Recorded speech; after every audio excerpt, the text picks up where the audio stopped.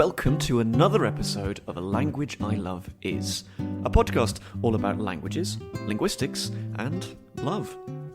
Today, you and I will be expertly introduced into the linguistic life of Bulgaria and the Balkans. Our guide is Leonid Motz, who's here to talk through the many historical ingredients that have gone into making modern-day Bulgarian. For this episode of A Language I Love Is, I have the privilege and the pleasure to be joined from Vienna by Leonid Motz. Leonid is a linguist there in Vienna, and he is currently in the very, very final stages of his BA in linguistics, and very soon to begin the great adventure of a master's, continuing his studies. He's also a teacher in Vienna. So, Leonid, how are you? How are you doing? I am very well, thank you. Now, let's get the big question out of the way. Leonid, what is a language that you love and want to talk about today? A language I love is Bulgarian, and also known natively as Bulgarski jezik. Let's begin with, I say an easy question, an obvious question. Where in the world can we find speakers of Bulgarian? Obviously, Bulgarian is the national language of Bulgaria. It has some 6.5 million speakers there. But due to immigration, we have quite the big diaspora across Central Europe. So in Austria alone, there's some 36,000 speakers of Bulgarian, which is quite a big number compared to the population of Austria. But migration in general is quite interesting for the diffusion of the Bulgarian language, because there is a community of Bulgarian speakers in Banat, which is this region between Serbia and Romania that was historically part of the Habsburg Empire. And these communities speak Banat Bulgarian and got there by a historical accident.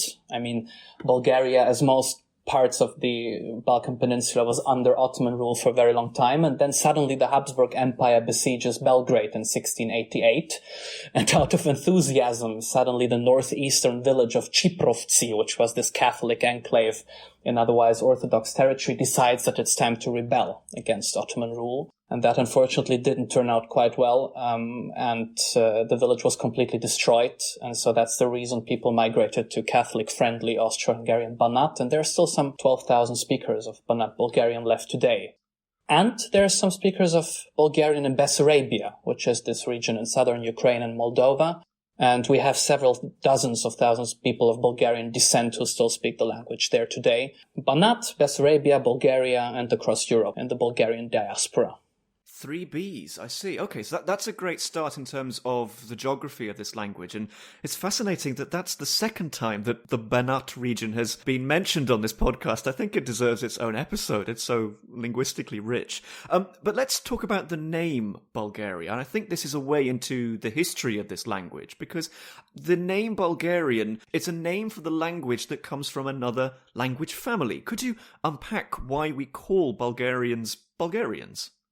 Okay, so basically this is something that's very interesting because Bulgarian is an Indo-European language. So it is distantly related to English, French, Pashto, Latin, and all of these languages. And it is a Slavic language. If you look at a Bulgarian text and know the Cyrillic script, you can immediately tell that this is a language that must be related to all of the other languages of the Slavic branch. So Serbian, Croatian, Russian, Ukrainian, and so on. But the name of the language is neither Slavic nor Indo-European. And to understand this, I guess we have to dive into the history of medieval Bulgaria, the first Bulgarian Empire, because the Bulgarians are a product of a very specific historical situation. There is this ancestral tribe called the Proto-Bulgarians, or sometimes also the Bulgars. And actually, we don't know much about them. Probably they were speakers of some kind of Turkic variety. And the best guess here would be that this Turkic variety is in some way related to modern-day Chuvash, so quite different from all of the other Turkic languages. And this population, the Proto-Bulgarians, it's not very clear if this was like a real people or just sort of tribes. They migrated westwards towards the region south of the Danube that was known to the Romans as Mysia Inferior, basically where today's Bulgaria is. And this tribe encountered Slavic tribes and assimilated into them. And this assimilation process was going on for quite a long time. And the Proto-Bulgarians assimilated into the Slavs up to a point where there was nothing left of them besides some words we think they might be loans from Proto-Bulgarian. mainly because we haven't come up with a better etymology, actually. And the name Bulgarians, Bulgaria, which is certainly not of Slavic origin, but probably it means to mix or something in a Turkic language. That is interesting. So, despite the enormous importance of the Bulgars within the history, within the social history of the people, they've actually left a pretty light influence on the language today. Yes, that is correct. But if we look at the medieval history, we kind of understand how this came to be. Because the Proto-Bulgarians ruled and the Slavs worked the land. Sometimes it happens when you have this disproportionate linguistic situation, the actually inferior language, the socially inferior language, establishes itself as the dominant one, and so Slavic becomes the lingua franca in this first Bulgarian empire.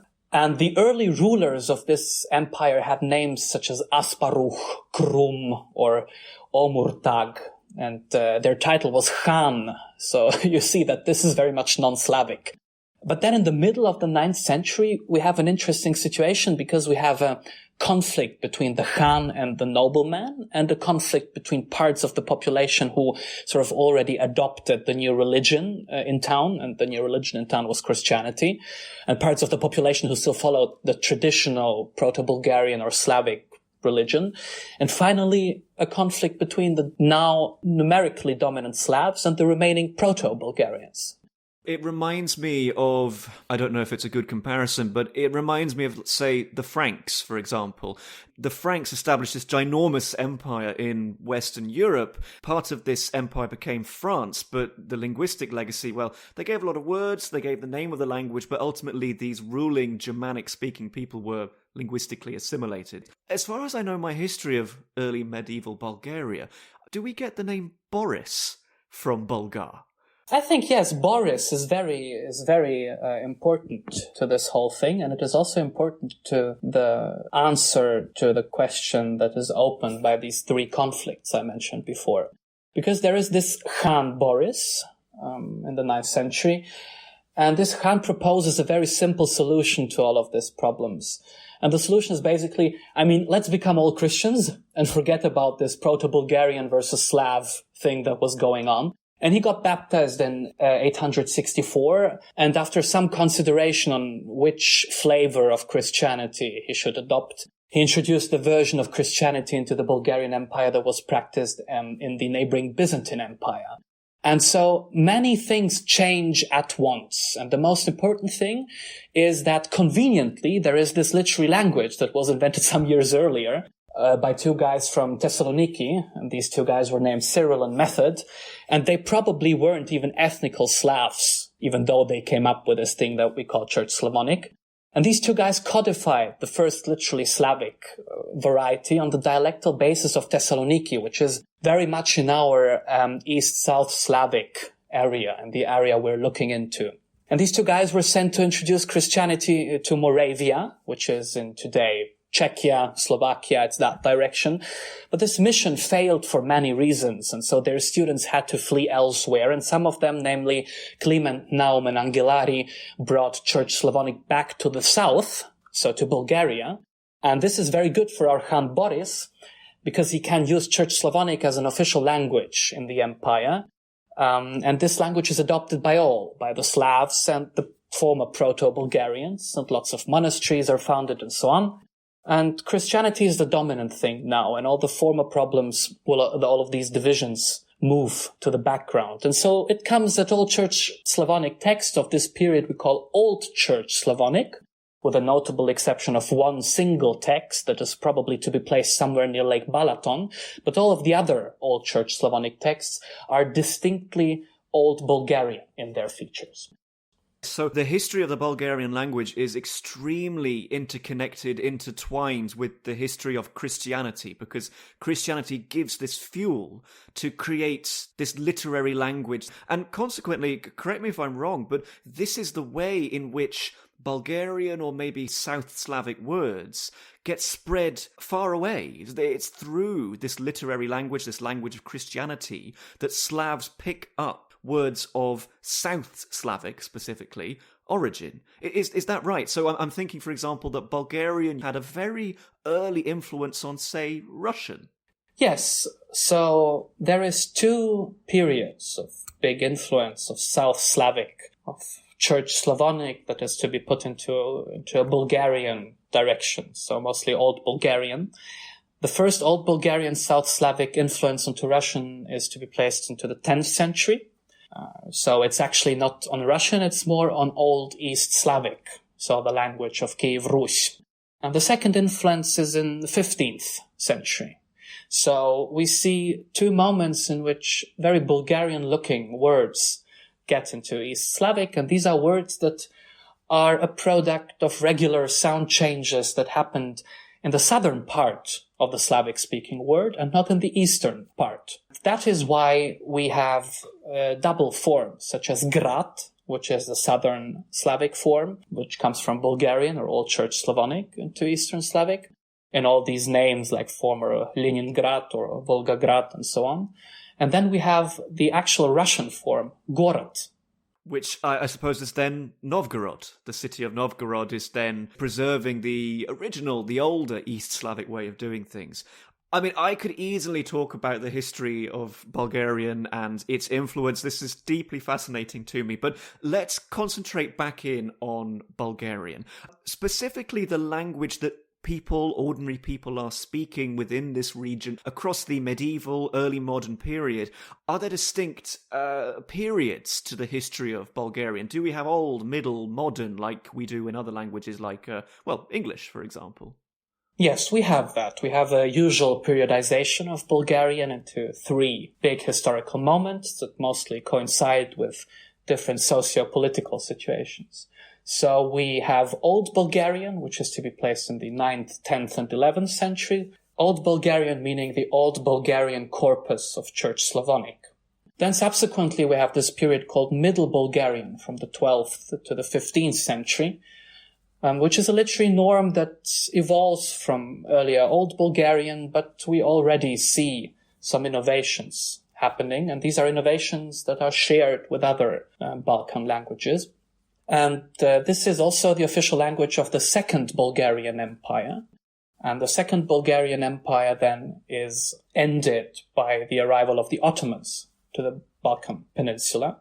And during the Ottoman times, Church Slavonic was confined to the monasteries. And the popular language was a vernacular, a Slavic vernacular. On the basis of this Slavic vernacular, modern Bulgarian emerges in the 16th and 17th century, and is then standardized in the 18th and 19th century. And it is standardized on an Eastern Bulgarian variety. And this is interesting because in historical linguistics, we see these texts that start to appear in the 16th century that are called Damaskins in English. And these are liturgical texts, church teachings, but they're written for the people in their language. So not in this archaic version of Church Slavonic, but rather in the vernacular language. And the first Damaskins are actually translations of Damaskinos Tuditis Thesauros from 1558, which is this Greek church teacher. But then later we find also distinctively Slavic texts. And here we can see how Bulgarian sort of makes the transition from synthetical to analytical morphology. So this means that first we have this highly fusional language. Old Bulgarian, Old Church Slavonic works very much like Latin or ancient Greek with all these endings.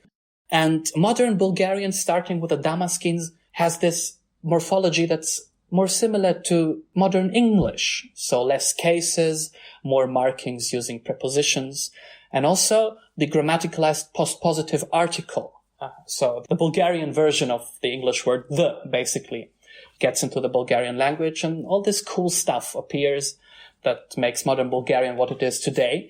And then in the 18th and 19th century, starting also a little bit earlier with the Bulgarian national revival, we see this modern Bulgarian standard language that emerges, and it is then at the end of the 19th century the language of the newly independent nation state of Bulgaria.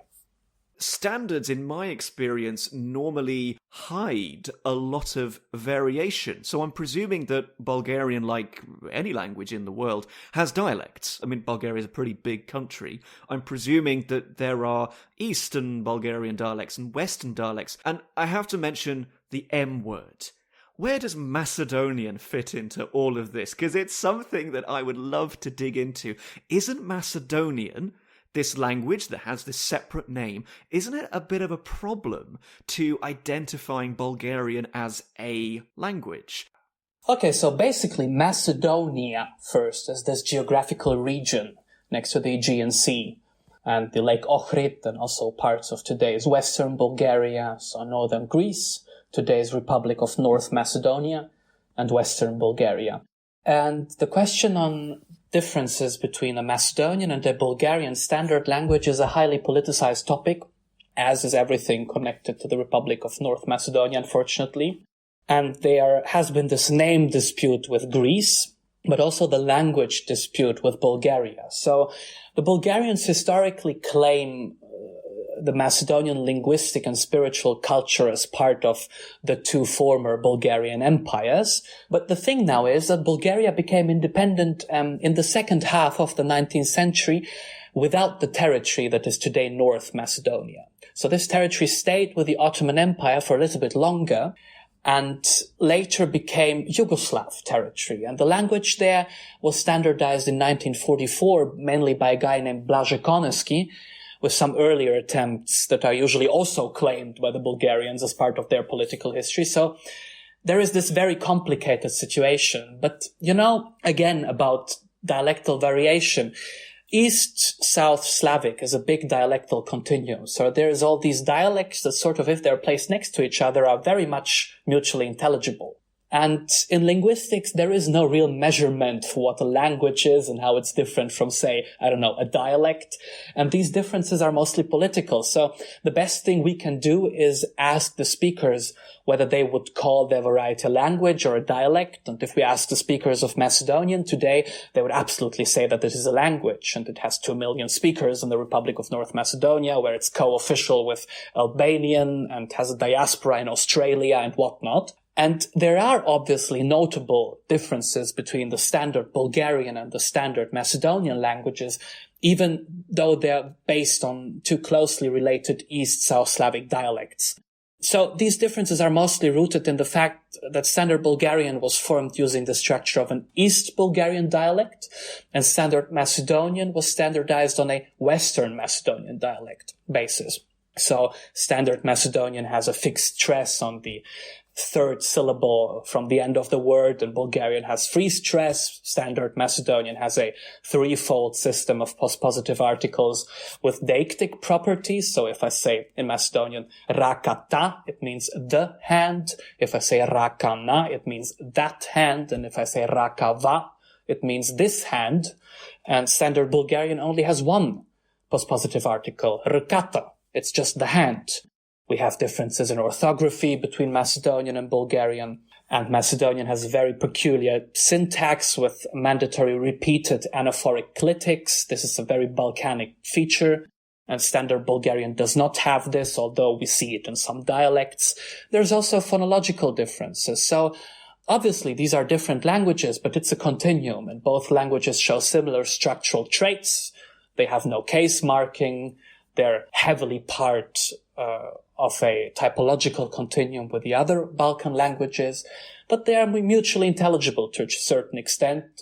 Understood. So it's something that for speakers of these languages, they probably can recognize and identify, you're Macedonian, but in doing so, they have already understood what the other person has said. It's going to be a great degree of mutual comprehension.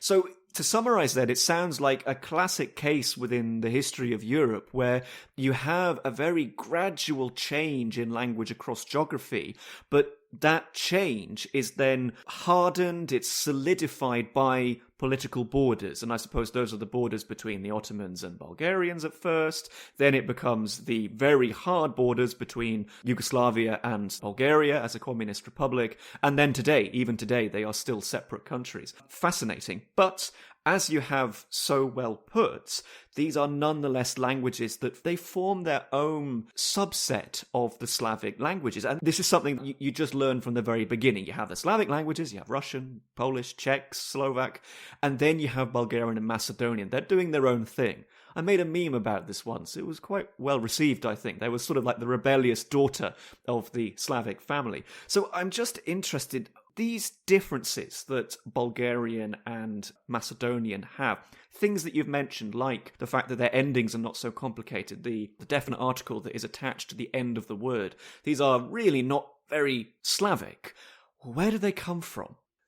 So basically, what we really have to dive into is the so-called Balkan Sprachbund. I think sometimes we use the word Balkan speech area. We use this expression to understand what's going on, and Bulgarian and Macedonian are part of this. Sprachbund is a concept from the domain of contact linguistics, and it usually describes the structural and sort of typological unity of languages that are not closely related. So you have to see that there's this set of common innovations that cannot be understood through the fact of them being genetically inherited from a proto-language. So Bulgarian, Macedonian, Romani, Greek, Albanian, Romanian, and Aromanian, these are the so-called Balkan Romance languages, the last two, but also southern dialects of Serbian. All of these varieties tend to use the same structures to express certain grammatical relations.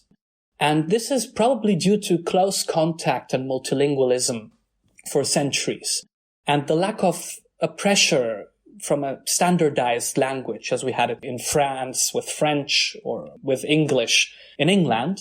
So no standardized language that would have had more prestige than others, even though obviously Greek and Church Slavonic had some prestige in church matters. But these communities existed in empires, so there was no national state planning the language from somewhere. And it's not very clear how much multilingualism there actually even was, because there are these concurring theories on full multilingualism in the cities. So you have this more or less noble populations or bourgeois populations that speak all of the languages, and a specific technical multilingualism in the countryside. So we see this in shepherds and pastoral culture. We see converging terminology, doublets and loans. You can understand which social and ethnical group had which role in the division of labor. So there is, for instance, in every contact language down there, a Slavic loan for hay. So that is very much something we can understand. And the epicenter of this convergent features, we call these features Balkanisms, is to be placed somewhere south of Lake Ohrid. So there we see that if we take three languages, Romanian, Slavic, and Albanian, and have some dialectological data, we see that the sentences all correspond morph per morph. So every smallest structural part of the sentence is corresponding 100% between these three languages. And the further you move away from there, the less Balkanisms you see. But generally, all of the languages there have either lost or drastically reduced their nominal inflection. And philologically, we can even prove the time and reduction of the case system. So the genitive and the dative fall together almost everywhere at the same time. All the languages lose the infinitive. They evolve to having a postpositive definite article. They use the same construction for expressing the future. And also adjective comparison works the same way everywhere. And something that's very interesting, one of these earliest structural grammatical Balkanisms is actually the fact that position and direction fall together. And they're expressed using the same construction. And Bulgarian is very interesting because the Bulgarian word for where is a witness to this innovation. The Bulgarian word for there is kde. Through regular sound change, it actually should be gde, and we see the form in certain dialects. But it has this vowel in there, so kde instead of gde, because it's contaminated with the word kda, which means where to, into which direction, with cognate forms kuda in Serbian or kuda in Russian. So even the word for gde is a symbiosis between position and direction in Bulgarian. Right, so it's all of these things that are happening at the structural level. You have borrowings, you have loan words. You mentioned, for example, the specific word for hay, which has a Slavic origin. Those are getting shared around. But you also have the way that these languages are put together. Like I said, I don't know these languages very well, but even in my limited experience, you spot these Balkanisms quite quickly. So in modern Greek, for example, you mentioned that the way that you form the future is with tha. Tha, it's just a very short little particle. It's not an ending, it's like a standalone word. And in Bulgarian, it's shte. And these words, as words, have nothing to do with one another. But by being part of this Balkan linguistic area, these two words that originally mean to want, or I want, come to be used for the future. So it's, as you say, this massive convergence. Absolutely fascinating. And I do wonder, actually, do people use this to help them with language learning? Is there some textbook out there, like learn languages through the Balkan Sprachbund? Because it's quite useful. We should write one. I think this is fantastic. But as it is down there, unfortunately, people nowadays usually use English when communicating with one another. But it would be fantastic for Bulgarians to learn Romanian and vice versa and sort of understand what our languages have in common. Yeah, because they really do. They have so much in common. As you say, very different origins. We have Romanian, Albanian, different language families, but they have this fantastic convergence. Just to be clear, is it generally agreed then, you mentioned empire, is it generally agreed that this linguistic area in southeastern Europe is a product of the Ottomans, of the Turks? Is that correct? No, it's actually not that simple, because we see the earliest establishment of Balkanisms already during the Byzantine Empire. So we understand during the Byzantine Empire already that certain innovations are forming there, for example, in Church Slavonic texts, that are not forming elsewhere. For instance, in Russian Church Slavonic texts. And we see sometimes that there's similar texts being written in the South Slavic, Bulgarian area, and in the East Slavic, Russian area. And sort of the Bulgarian monastic brothers already merge position and direction, while the Russians still have a differentiation to today for these two things. Okay, so we can't find the origins and we can't find the causes within the Ottomans. They're already happening, but I imagine that the Ottoman Empire, this very, very large land empire, does not cause but facilitates this. It allows for this Sprachbund to continue. Yes, what's very important is that you don't have nation states or smaller states that have administrative divisions where you cannot pass a certain boundary. So sort of proto-borders or something, because most probably for the emergence of this Sprachbund, it's important to understand that the key thing is migration of small groups. So sort of small communities that share certain ethnic or linguistic features migrate and get in contact with other groups. And so we see that this only can happen in a situation where you don't have ethnic unity or a nation state that wants to have a single language or a single culture introduced on its territory.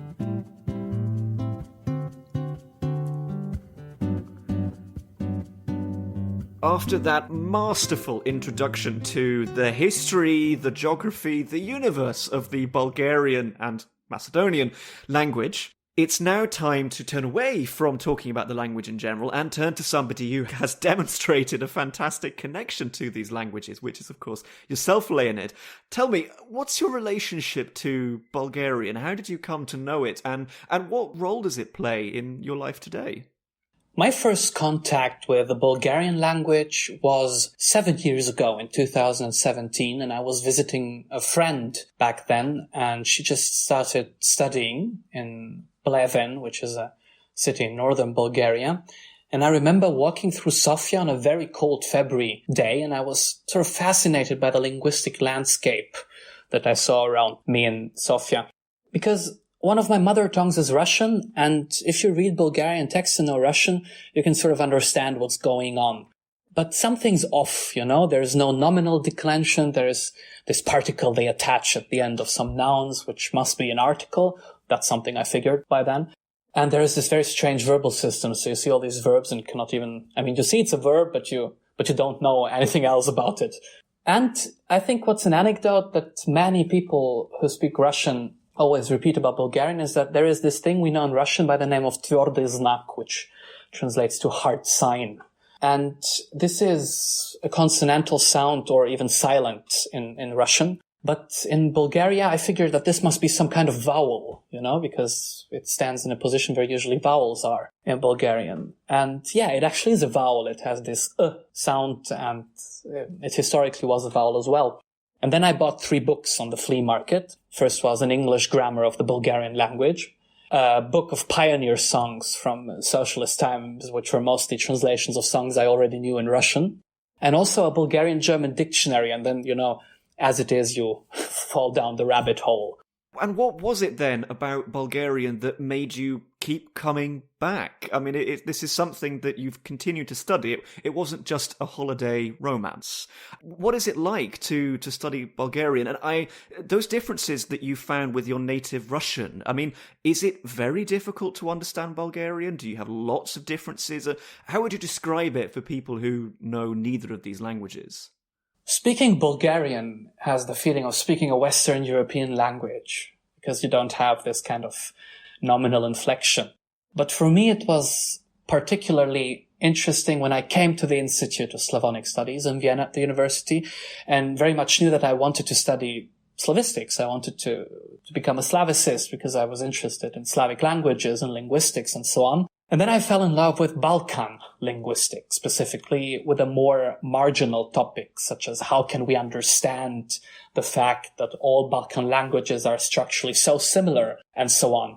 And then I'm starting to study Bulgarian on an academic level. You then start to understand that you have certain biases. And one of the biases was that many of sort of the words that made me understand Bulgarian when I was in Bulgaria for the first time were actually not Russian loanwords in Bulgarian, as I thought at that moment, but they're actually the other way around. They're actually Bulgarian or Old Church Slavonic and loanwords in Russian. And Bulgarian is a very cool Slavic language to study and to learn because, first of all, it works structurally in a different fashion than all the other highly fusional Slavic languages. It opens your mind and you have to think differently about grammar and certain structures, and you cannot sort of look through the normal Slavic lens, which is very much non-Balkan Slavic. I'm just curious then, because I'm aware that people listening might be interested in the process of learning Bulgarian. You've mentioned it is this analytical language. So like English, it expresses grammatical information by individual words rather than the endings of words. It's like English in that respect. So would you, and you can disagree with me on this, would you recommend to English speakers, if they want to get started with Slavic, go Bulgarian first? I would absolutely recommend for everybody to go Bulgarian first, but probably not for the reasons you think that I would recommend doing so. So basically the thing with Bulgarian being so different compared to all the other Slavic languages is obviously the lack of nominal inflection. So Bulgarian has lost all of its cases. There is basically 2 cases left. The one case that's left is a nominative, which is used as a general case to express everything. And the other case that's left, at least morphologically, is the vocative case. That's very strange, but it's like that. We also see rests of accusatives in dialectal forms, but only on a very sort of marginal level. But what's interesting once you start learning Bulgarian is that you see fossilized forms of nominal inflection across the language, which is something very cool because it's a way of digging up former features of Bulgarian in the modern language. It's kind of archaeology. And these are usually adverbs today, such as gore, up, dolu, down, or noshtem, at night, where you really can see that nosht is the word for night, and m is some kind of former case ending. And often you can even make out which case this was if you speak another Slavic language. But no case inflection means obviously you use analytical means of marking syntactic roles, so prepositions, particles, and so on. But if you ever learned a Slavic language and struggled with the inflectional system because you thought, oh no, it's so difficult to learn this language, it has so many cases and I have to learn this by heart. It's like Latin or Greek or I don't know.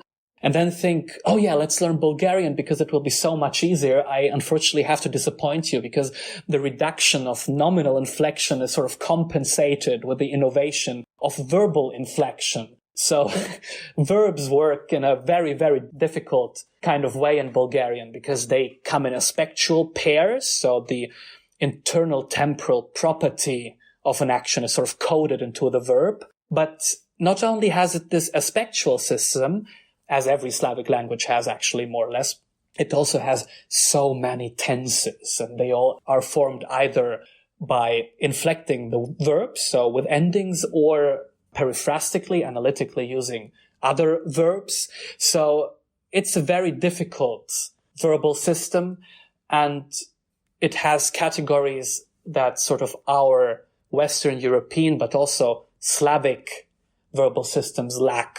So I wouldn't say it's necessarily easier to learn Bulgarian than, I don't know, Russian. You're invoking a strange feeling in me, which is you're making me appreciate Czech verbs. That's never happened before. But then again, I understand that Czech verbs are, on the whole, a lot simpler in the way they're put together. Czech being another Slavic language, I should say. And they are a lot simpler than Bulgarian ones. Bulgarian preserves things that died out in Czech centuries ago. So yeah, interesting feeling that you've made me feel there. But I think what's very important to understand here that it's not only about preserving in Bulgarian. The verbal system is very much innovated. So we see categories in Bulgarian that were not present in Old Bulgarian. So in these more or less 1,000 years between the beginning of Old Bulgarian and now the standardization of modern Bulgarian, the verbal system actually becomes richer and more difficult. And this is also something when people ask me, oh yeah, languages change. Do they necessarily become easier over time? And I have to disappoint you. Sometimes they become easier in certain domains of the grammar, but in sort of other domains of the grammar, they tend to acquire new features. Well, this is a good warning for the language learners out there. Bulgarian may lure you in with its lovely nouns. It may be very reminiscent of English if that's where you're coming from, but the verbs will catch you out.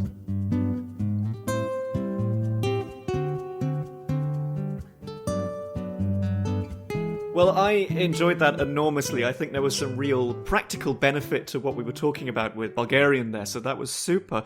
Now, let's turn back to the language itself, and one of the things, at least, that attracted you to the study of Bulgarian. Tell us, what is something that you just love about this language? Something that just makes you go, ha, that's cool. There's many small things that I love about studying Bulgarian and working with it academically. Obviously, if you ask Bulgarian speakers, which is something I very much did before recording this podcast, what do you actually love about your own language? And they always say, oh, it's so cute. We attach this diminutive endings to everything and make things smaller, and love making things smaller and also making loan words smaller. So people love to say kafence for a small coffee or something like that. This is something very cute. But besides these kind of smaller things, something that I found very fascinating when learning Bulgarian is the fact that sometimes you have to question your biases when producing certain verbal forms in Bulgarian, because Bulgarian has this innovative category called evidentiality. And evidentiality is something that most Central European languages, or the languages I come from, lack in this kind of way. How Bulgarian has it. Evidentiality means the attitude of a speaker towards the truth. So the question where he or she or they got the information from they're producing at the moment. And in Bulgarian, you can code this information into the verbal form. So you produce a verbal form, and at the same time, in the ending or in the mood you're using the verb, the truthfulness of a statement is put inside.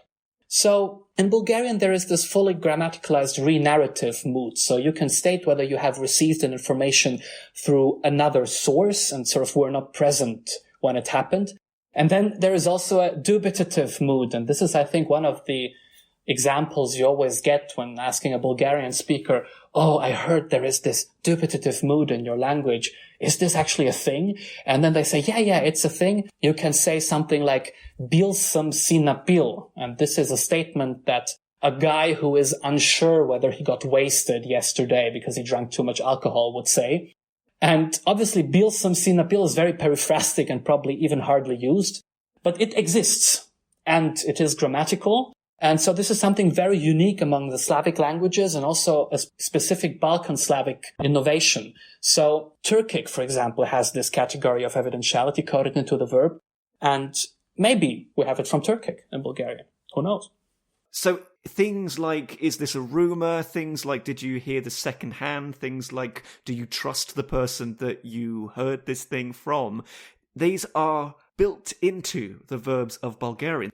I think I heard of something similar in Albanian. Now, I don't know if that's correct or not. If it is this another Balkanism? There have been some works on evidentiality as a Balkan areal feature, and I think there's very much truth to that.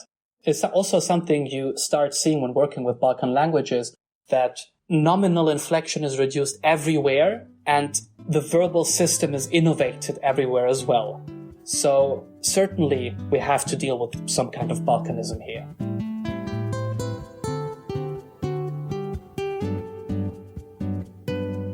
Now, as per the format of this whole show, we come now to the third and final personal question that I'm going to pose to you. And seeing as it's the last question, I want you to tell us, what is something, as your audience, that we should know about Bulgarian? I think one of my favorite features of Bulgarian is the productivity of Turkic loans in Bulgarian.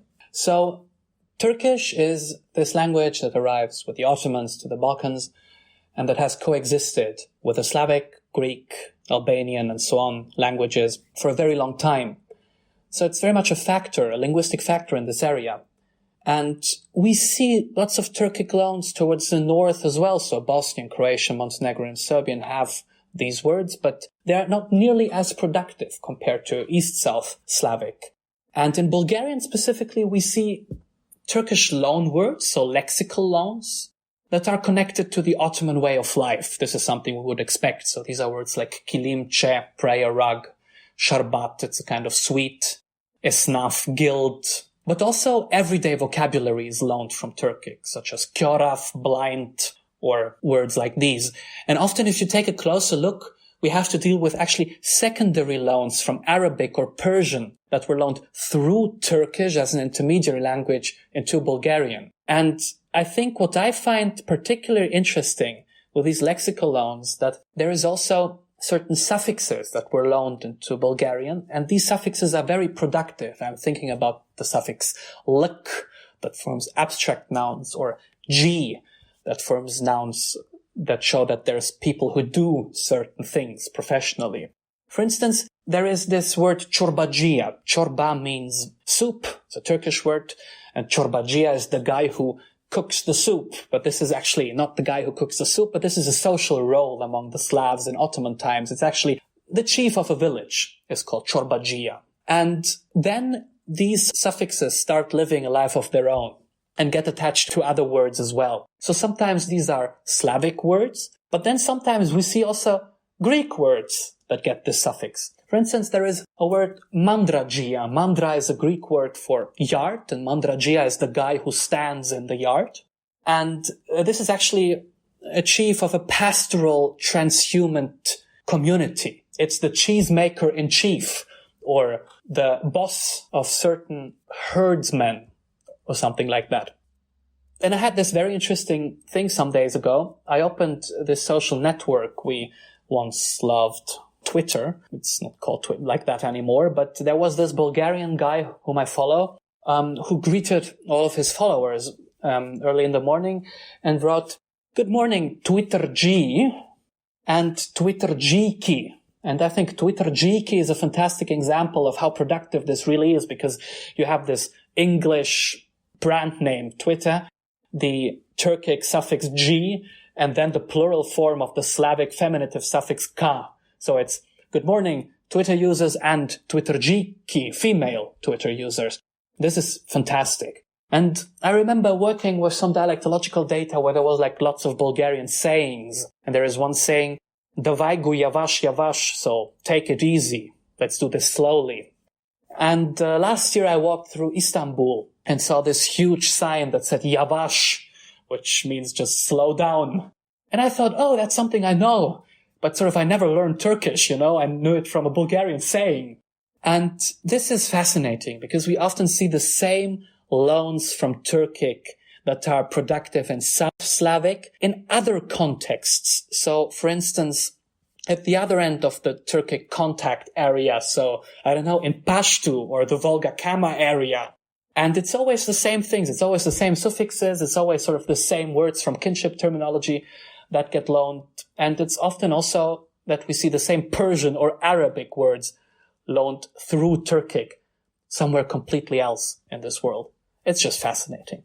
It absolutely is. I really, really enjoyed that. So many ingredients have gone into the soup, the chorba of modern-day Bulgarian, and I think it's wonderful how in your work you are all about teasing apart the real human connections that produce Bulgarian as we know it today. And it's interesting as well that you talk about loanwords, because, again, very much as an outsider, you didn't mention the one language which to me seems to have left a big influence on modern-day Bulgarian, which is French. I mean, in Bulgarian, you can say merci to mean thanks.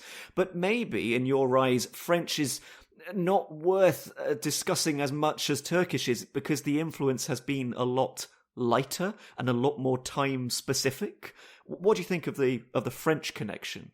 French is very interesting for the history of the Bulgarian language because all of these French loanwords get sort of planned into the Bulgarian language in the 19th century. And if we look at texts, we usually see that these words fit into the spots where actually Turkisms would go.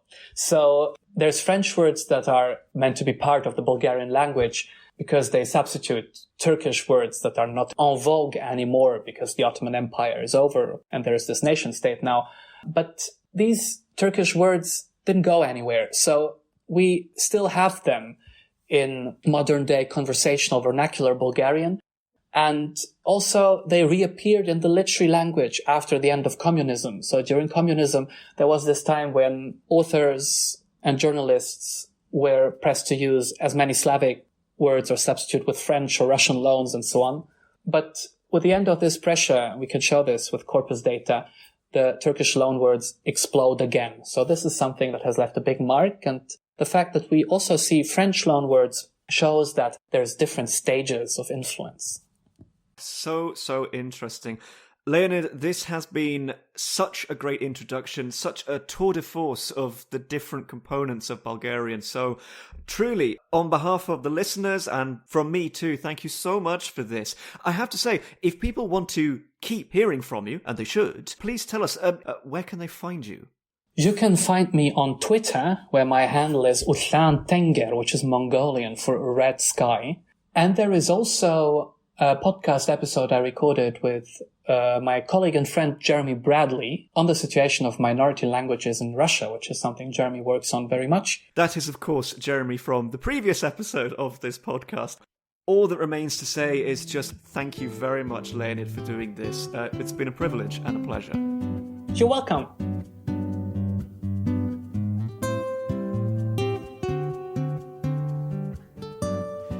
Now it's that time for a final fun fact from me.